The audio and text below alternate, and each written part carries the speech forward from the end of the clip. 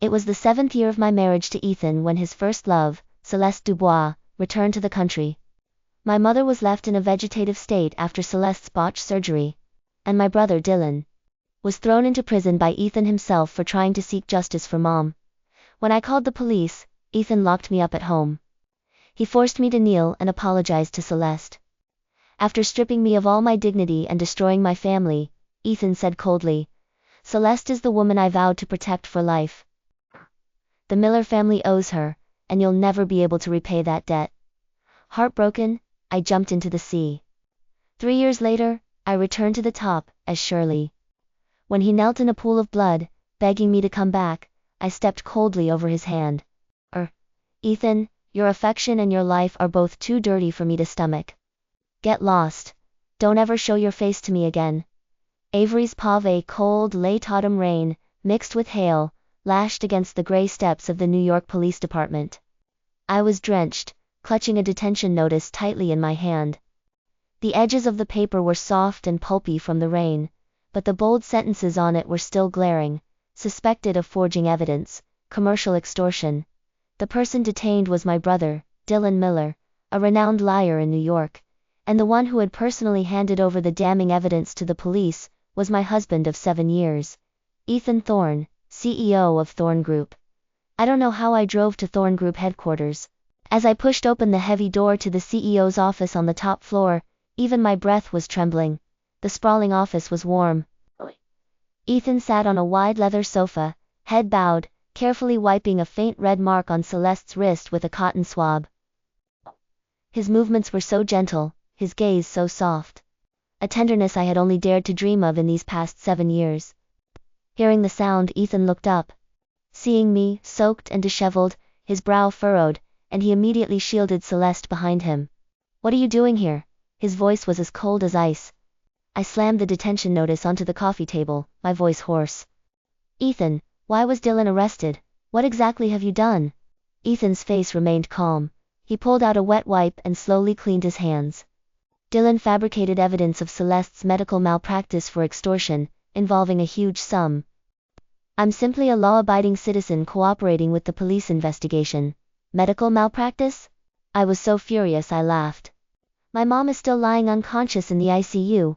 Celeste, trying to prove her skill, performed bypass surgery with one hand, leading to massive hemorrhage. "Oh, that's a fact witnessed by everyone in the operating room. My brother was just following legal procedures to sue her." "How dare you say he's extorting her?" Celeste, hiding behind Ethan, trembled, and tears instantly welled up in her eyes. "Ethan, I'm so sorry, it's all my fault. If I hadn't returned, Avery wouldn't hate me so much, and Dylan wouldn't have turned to crime." "Shut up!" I cut her off. "Avery." Ethan abruptly stood up, his imposing height casting me into shadow. "How long are you going to keep this up? Celeste is a genius with a scalpel. Her hands are meant to save lives, they must never be stained." Dylan was intent on ruining her career, so I merely made him see reason. He said it as if ruining a top lawyer's entire future was a trivial matter, all to protect the woman he loved. I felt a chill spread through me. 7 years. I had stood by him as he rose from an overlooked heir of the Thorne family to his current position. I thought I was an indispensable wife in his life, but the moment Celeste returned, I became a joke, something to be sacrificed at any moment. Ethan picked up a document from his desk and handed it to me. "Sign this." I looked down. It was a public statement. The statement required me, as a family member, to admit that my mother's vegetative state was a normal surgical risk, and to accuse Dylan of maliciously slandering Celeste for money. "I won't sign." I glared at him. "Ethan, you can forget about me trading Dylan's life for her career." Ethan wasn't surprised by my refusal. He glanced at his wrist, his tone flat. 10 minutes ago, I already notified the hospital to stop all your mother's specialized medication and life support." My heart felt as if it had been brutally crushed by an invisible hand. "Are you insane? That's a human life. Sign the papers, record an apology video, and your mom will live, and Dylan can get out of prison sooner." Ethan looked at me coldly, without a trace of warmth in his eyes. "A vegetable, or dead? You choose." I trembled all over, clear tears finally streaming from my eyes. I looked at this man I had loved for 7 years, and found him terrifyingly unfamiliar. "Ethan, did you ever love me?" Ethan's expression was cold. "Avery, stop being dramatic. Celeste is the woman I swore to protect for life. Just behave, and once this is over, we can go back to how things were. Back to how things were? I closed my eyes in despair.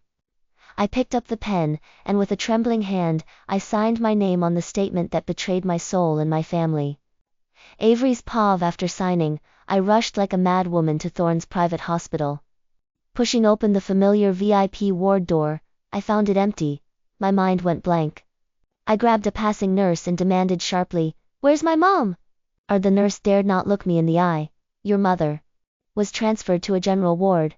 I stumbled toward the general ward section.